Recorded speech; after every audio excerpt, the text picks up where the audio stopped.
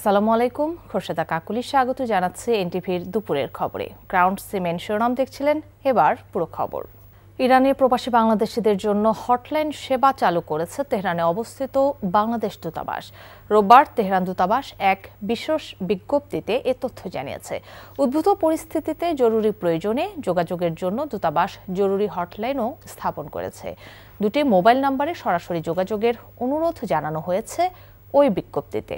Number দুটি হল +989908577368 এবং অপর নাম্বারটি হল +989122065745। দর্শক, এবার অন্য প্রসঙ্গ। বিএনপির স্থায়ী কমিটির সদস্য আমির খসরু মাহমুদ চৌধুরী বলেছেন, লন্ডনে ডক্টর মোহাম্মদ ইউনূস ও তারেক রহমানের বৈঠকের মাধ্যমে গণতন্ত্রে উত্তরণের জনগণের দীর্ঘদিনের প্রত্যাশা পূরণের পথ সুগম হয়েছে। লন্ডন থেকে ঢাকা ফিরে সকালে হযরত শাহজালাল আন্তর্জাতিক বিমানবন্দরে সাংবাদিকদের কাছে তিনি এ মন্তব্য করেন। এদিকে বিএনপির স্থায়ী কমিটির আরেক সদস্য ডক্টর মঈন খান বলেছেন, এদেশের মানুষ জাতীয় নির্বাচনে ভোট দিতে মুখিয়ে রয়েছেন। তামজিদ সুমনের রিপোর্ট। গেল শুক্রবার লন্ডনে ডক্টর মোহাম্মদ ইউনূস এবং তারেক রহমানের বৈঠকের পর থেকেই দেশের রাজনৈতিক অঙ্গনের প্রধান আলোচনার বিষয় হয়েছে এই বৈঠক। বৈঠকের পর সোমবার সকালে ঢাকায় ফিরলেন বিএনপির স্থায়ী কমিটির সদস্য আমির খসরু মাহমুদ চৌধুরী।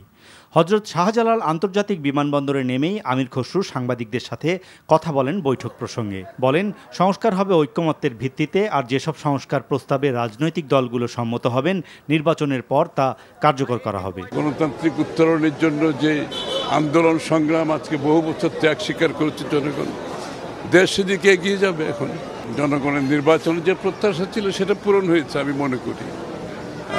সেদিক থেকে তো আমি মনে করি এটা সফল একটা আলোচনা হয়েছে। এবং সংস্কারের ব্যাপারটা তো আমি আগেই বলেছি, এবং ডক্টর ইউনূস সাহেবও বলেছেন, জনাব তারেক রহমান সাহেবও বলেছেন, আমাদের সকল নেতৃবৃন্দ একই কথা বলছে, যেখানে ঐক্যমত যতটুকু হবে ততটুকু সংস্কার হবে, এবং বাকি অংশটা আমরা নির্বাচনের মাধ্যমে জাতির কাছে নিয়ে যেতে হবে।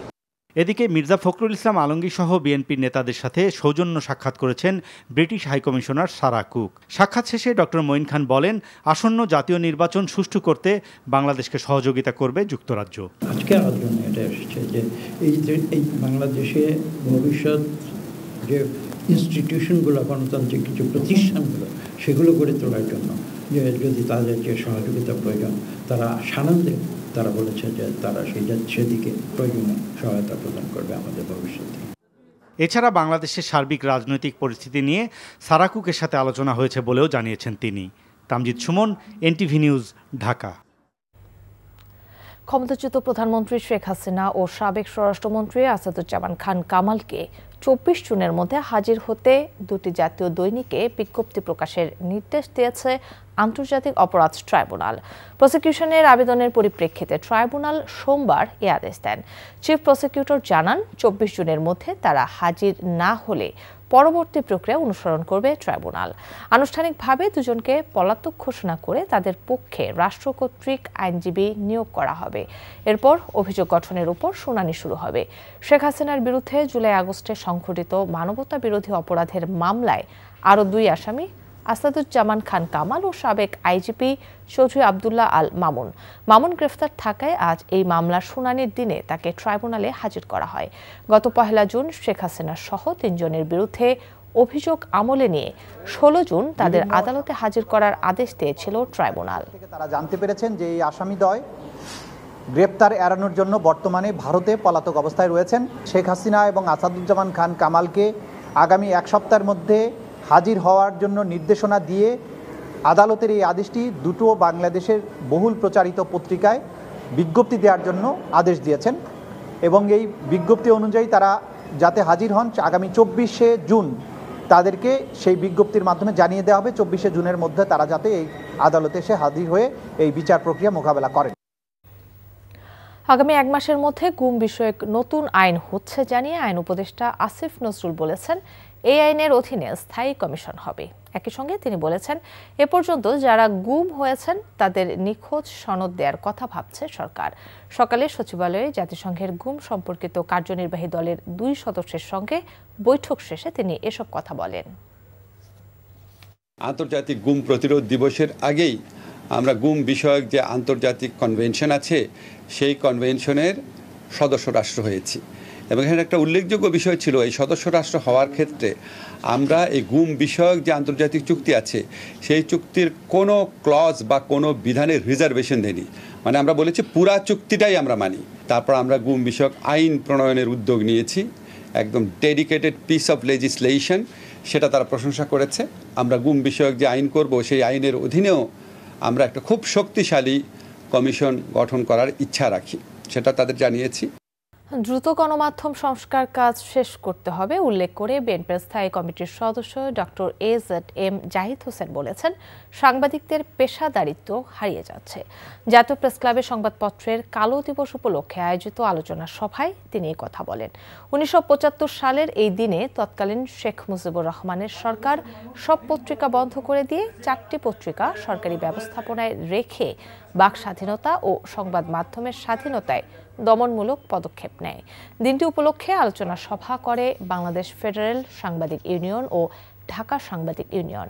এ সময় সাংবাদিক নেতারা গণতন্ত্র এবং সুশাসনে সংবাদপত্রের অবদান তুলে ধরেন। সেই সাথে গত 15 বছরে সংবাদ মাধ্যম এবং সাংবাদিকদের উপর নির্যাতনের কথা উঠে আসে। যে আপনি স্বৈরাচারের দোষর, কর্তৃত্ববাদিতার দোষর, এটি কেন হলো?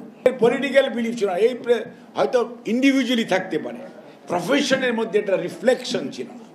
কিন্তু পরবর্তীতে যে জিনিসটা হয়েছে, মানে প্রফেশন আর ব্যক্তিগত বিলিফ, এই দুটোকে নিজের ভাগ্য উন্নয়নের জন্য যখন একসাথে করে ফেলেছেন, তখনই আপনি কোন দিক দিয়ে কার দোষর হয়েছেন, কার কর্তৃত্ব, কার সেবাদাস হয়েছেন, সেটি কিন্তু বুঝতে পারেন নাই। ঢাকা দক্ষিণ সিটির গুরুত্বপূর্ণ সেলগুলো নিজেই তত্ত্বাবধান করবেন উল্লেখ করে ইশরাক হোসেন বলেছেন, দায়িত্ব গ্রহণ না করলেও জনগণের চাওয়ার কারণে তিনি মেয়র হিসেবে এসেছেন। একই সঙ্গে তিনি বলেছেন, তার মেয়র হওয়ার গেজেট বহাল থাকায় দক্ষিণের প্রশাসক অবৈধ। দুপুরে নগর ভবনের সামনে সংবাদ সম্মেলনে তিনি এসব কথা বলেন। আমাদের আন্দোলনের শুরু থেকে সকল জরুরি সেবা চলমান ছিল এবং এটা আমাদের সিদ্ধান্তে এই সেবাগুলো চলমান রয়েছে। আপনারা লক্ষ্য করবেন যে ঈদের ছুটির আগের 21 দিন এবং ঈদের কোরবানি ঈদের সময় বর্জ্য ব্যবস্থাপনা সহ অন্যান্য যে সকল জরুরি সেবা সেগুলো যাতে চলমান থাকে, সেগুলোর যাতে কোনো বিঘ্ন না ঘটে, সেটির ব্যাপারে আমরা ডে 1 থেকে আমরা সচেষ্ট শুধু ছিলাম না, আমরা এই ব্যাপারে খুব কড়া বার্তা দিয়ে রেখেছিলাম যে জরুরি সেবা যাতে কোনোভাবে বিঘ্ন না ঘটে। সাবেক প্রাথমিক ও গণশিক্ষা প্রতিমন্ত্রী এবং লালমনিরহাট 1 আসনের সাবেক সংসদ সদস্য মোতাহার হোসেনের ব্যবহৃত একটি গাড়ি জব্দ করেছে পুলিশ। এ সময় চালক কাজল চন্দ্র রায় ও আব্দুল আজিজ নামের অপর একজনকে আটক করা হয়েছে। পুলিশ জানায়, মোতাহার হোসেনের হাতিবান্ধার বড়খাতা এলাকার একটি বাড়ি থেকে ঢাকা নিয়ে যাওয়ার জন্য গাড়িটি বের করা হয়, কিন্তু স্থানীয় কয়েকজন ধাওয়া করে কালীগঞ্জের কাকিনায় সেটি আটক করে। পরে পুলিশ গিয়ে গাড়িটিকে জব্দের পাশাপাশি ওই দুজনকেও আটক করে। গত 5 আগস্টের পর থেকে মোতাহার হোসেন আত্মগোপনে রয়েছেন। দীর্ঘ 10 দিন ছুটি শেষে আজ থেকে হিলি বন্দরে পণ্য আমদানি রপ্তানির কার্যক্রম শুরু হয়েছে। দুপুরের দিকে ভারত থেকে আমদানিকৃত পণ্যবাহী ট্রাক বাংলাদেশে প্রবেশের মাধ্যমে হিলি বন্দরে পণ্য আমদানি রপ্তানির কার্যক্রম শুরু হয়। হিলি বন্দর কর্তৃপক্ষ জানান, ঈদুল আজহা উপলক্ষে গত 5 থেকে 15 জুন বন্দরের কার্যক্রম বন্ধ ছিল। তবে পাসপোর্টধারী যাত্রীদের 2 দেশে আসা যাওয়া অব্যাহত ছিল। আজ পণ্যবাহী ট্রাকগুলো বন্দরে প্রবেশ করলে বন্দর ব্যবহারকারীদের মধ্যে ফিরে এসেছে কর্মচাঞ্চল্য।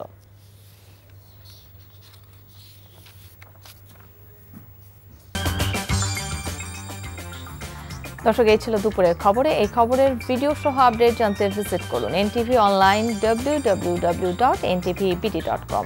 এছাড়াও NTVর জনপ্রিয় সব অনুষ্ঠান ও খবরের আপডেট জানতে ভিজিট করুন আমাদের ইউটিউব ও ভেরিফাইড ফেসবুক পেজ। 5টায় দেশের খবর দেখার আমন্ত্রণ রইল। ধন্যবাদ সবাইকে।